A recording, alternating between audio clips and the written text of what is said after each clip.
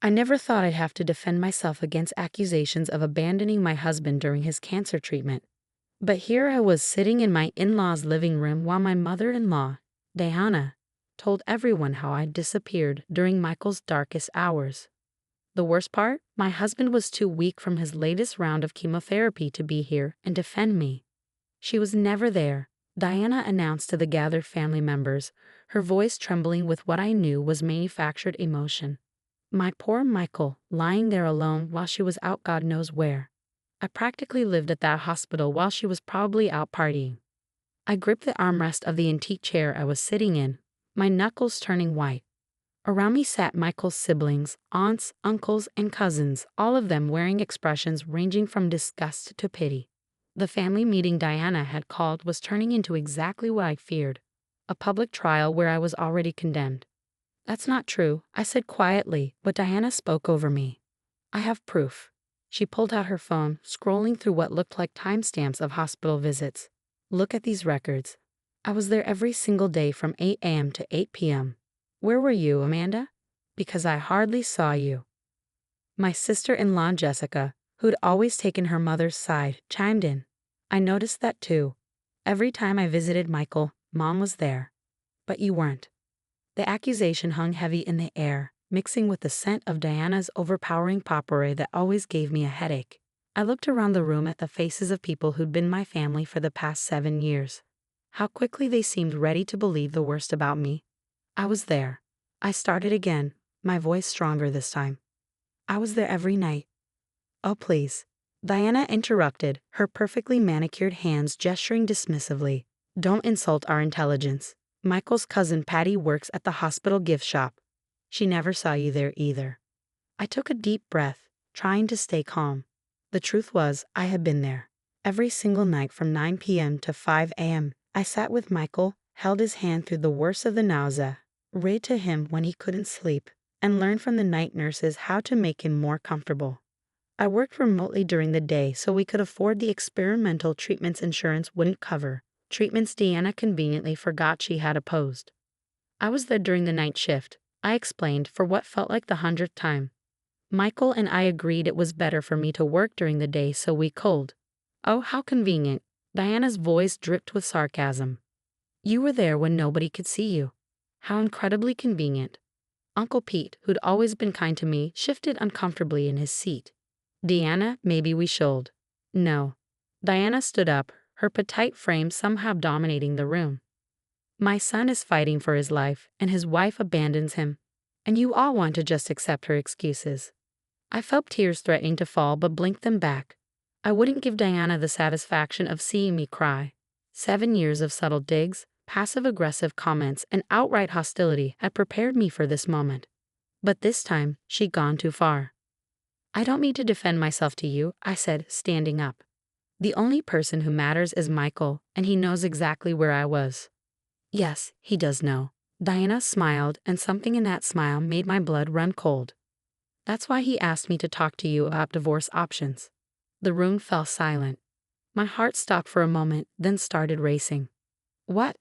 "He didn't want to tell you himself because he's too weak right now," Diana continued, her voice gentler now, almost sympathetic, but her eyes gleamed with triumph. "He asked me to help him look into lawyers." "You're lying." The words came out before I could stop them. "Michael would never." "I have the text right here." Diana pulled out her phone again. "Would you like me to read them to everyone?" I stared at her, my mind racing. Something wasn't right. Michael and I had talked just this morning. He'd been weak, yes, but he told me he loved me, thanked me for everything I was doing. This didn't make sense. Jessica stood up and walked over to her mother, placing a hand on her shoulder. "Amanda, maybe it would be better if you left. Give Michael some space, though." The sound of the front door opening cut her off. We all turned to see Maria, Michael's night nurse, standing in the doorway. She was still in her scrubs, her hospital ID badge hanging around her neck. "I'm sorry to interrupt," she said, her voice firm and professional, "but Michael asked me to come here. He was quite insistent." Deanna's face flickered with uncertainty for the first time. "This is a private family matter. You have no right to." "Actually," Maria cut in, pulling out a tablet from her bag, "I think I have something everyone needs to see." Especially you, Mrs. Thompson. The look on Diana's face told me she knew exactly what Maria might have brought with her. And suddenly, I understood why my mother-in-law had chosen today, of all days, to call this family meeting. Maria looked around the room, her eyes finally settling on me with a kind smile. Should I show them the security footage from the oncology ward, or would you like to tell the truth first, Mrs. Thompson?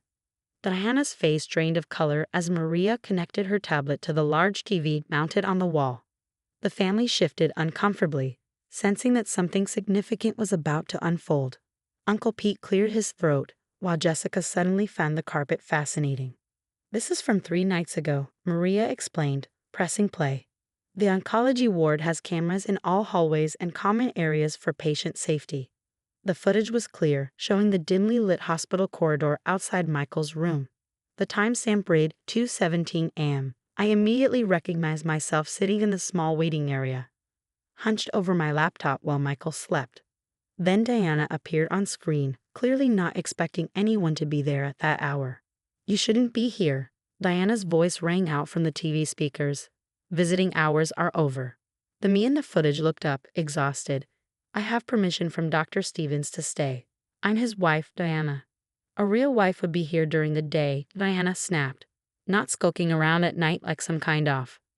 I work during the day to pay for his treatments, I watched myself respond calmly. The ones you called unnecessary and refused to help with. The gathered family members shifted uncomfortably. Diana had told everyone she offered to pay for all of Michael's treatments. Maria paused the video.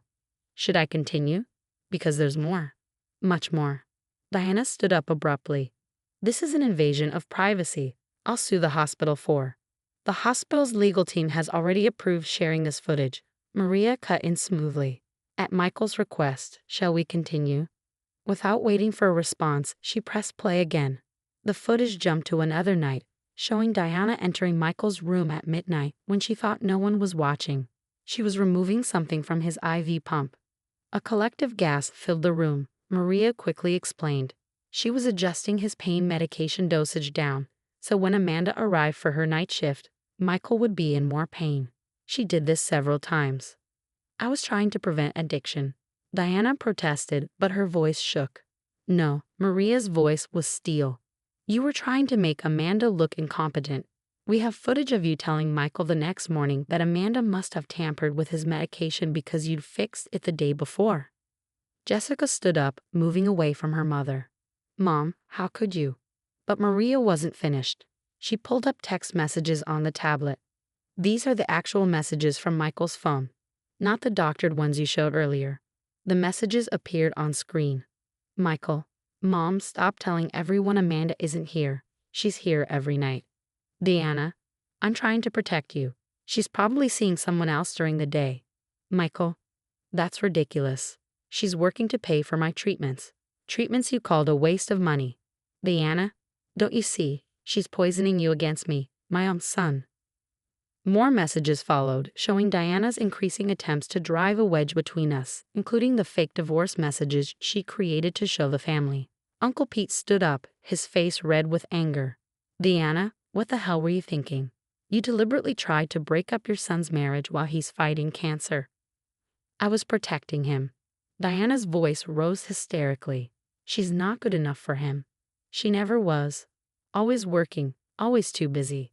Working to save his life. I finally erupted, years of pent-up frustration pouring out. While you were playing the devoted mother during convenient visiting hours, I was there every night. I was there when he couldn't stop throwing up at 3 a.m. I was there learning every medication, every procedure, working remotely from his room while he slept so we could afford the treatments you called wasteful. The room fell silent. Even Diana seemed to shrink under the weight of the truth. Maria stepped forward. There's one more thing everyone should see. She pulled up a final clip. It showed Michael, late at night, holding my hand while I slept in a chair beside his bed. He was stroking my hair, looking at me with such love it made my heart ache. She's my miracle, Mom. Michael's voice came through clearly as Diana entered the room. I don't know what lies you're spreading about her, but they stop now. Amanda is the only reason I'm still fighting. Do you understand? The footage ended, leaving the room in heavy silence. Diana stood alone now, everyone having moved away from her. Her perfect mask had crumbled, revealing the bitter, manipulative woman beneath. "I think," Uncle Pete said slowly, "we all owe Amanda an apology. And Diana, I think it's time for you to leave." Maria handed me a sealed envelope. "Michael asked me to give you this. He wanted to be here today. But—" I opened it with trembling hands, recognizing my husband's handwriting. "My dearest Amanda, I'm sorry I'm not strong enough to be there today, but I needed everyone to know the truth. Mom's lies stop now. You are my strength, my love, and my reason for fighting. I've asked Maria to show them everything. All my love. Michael." Looking up from the letter, I found the family staring at me with a mixture of shame and regret. Diana was quietly crying in the corner, but for once, no one was rushing to comfort her. 3 months have passed since that day in Deanna's living room, and everything has changed. Michael's latest scans showed the experimental treatment was working. The tumors had shrunk significantly, but that wasn't the only healing taking place in our lives. I was arranging flowers in Michael's hospital room when Jessica arrived, looking uncomfortable but determined. It was her first visit since the revelation of Diana's deception. "Amanda," she started, twisting her wedding ring nervously. "I've been trying to find the right words for weeks. I'm so sorry. I should have questioned Mom's stories. I should have noticed how she only showed up during the day, how she always had a convenient explanation for everything." I carefully placed the last sunflower in the vase. "You believed what you wanted to believe, Jessica. What your mother trained you to believe. That's no excuse," she whispered, tears forming in her eyes. "I watched her tear you down for years, and I helped her do it. Michael must hate me." "I don't hate you, Jess." Michael's voice came from the bed. He was looking stronger every day, some color returning to his face. "But I need to know I can trust you, that you'll stand with us against Mom's manipulation." Jessica moved to his bedside, taking his hand. "I'm in therapy now," she admitted, trying to understand why I always enabled her behavior, why I never questioned her lies. She turned to me. "The night nurse, Maria, she told me how you learned every procedure, how you kept detailed notes about Michael's medication schedule. While I was believing Mom's lies, you were actually saving my brother's life." The door opened again, and Uncle Pete walked in with his wife, Susan. They'd become regular visitors, part of a support system that had reformed around us after Diana's lies were exposed. "How's our fighter doing today?" Uncle Pete asked, setting down a container of homemade soup. "Susan made your favorite." Michael managed a genuine smile. "Better. Dr. Stevens says I might be able to go home next week." "To your new home," Susan emphasized, giving me a knowing look. "After everything that happened, we decided to sell our house. Too many memories of Deanna's unannounced visits and criticism, and bought a small cottage closer to the hospital." "Has anyone heard from Mom?" Jessica asked quietly. The room fell silent. Diana had tried everything after her lies were exposed.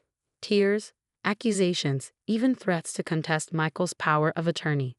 But when Michael's lawyer presented her with a restraining order, she finally seemed to understand the magnitude of what she'd done. "She's still sending emails," Michael sighed. "Yesterday said she'd found a miracle healer in Arizona who could cure my cancer with crystal therapy. Still trying to prove Amanda's treatments are wrong."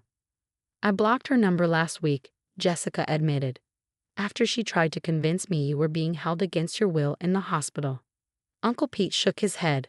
"The woman needs help. Professional help.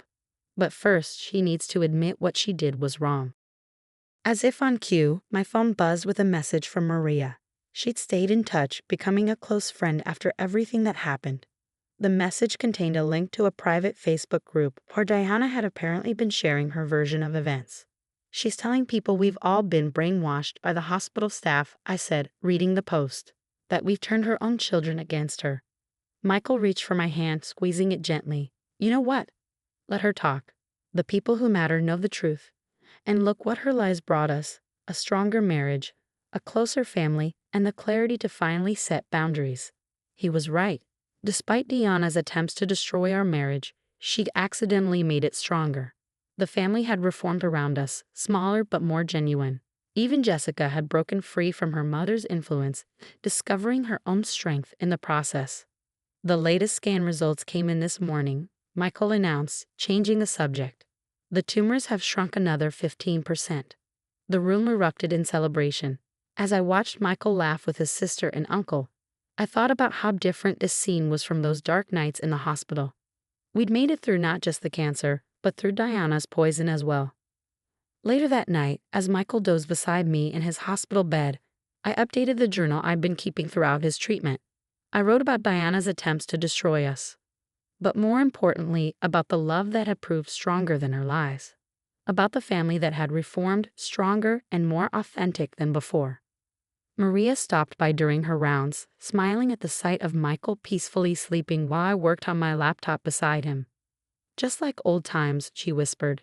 "Except now everyone knows what a warrior you both are." I thought about the security footage that had exposed Diana's lies, about the unexpected ally I found in Maria, about the family members who'd stepped up to support us. Sometimes the truth comes out in unexpected ways, and sometimes it takes a crisis to show you who your real family is. Michael stirred in his sleep, reaching for my hand even in his dreams. I held it tight, knowing that whatever challenges lay ahead, we'd face them together. Diana had tried to break us, but she only proved what I'd known all along. Love doesn't need an audience to be real. It shows up every day, or in her case, every night, doing whatever needs to be done.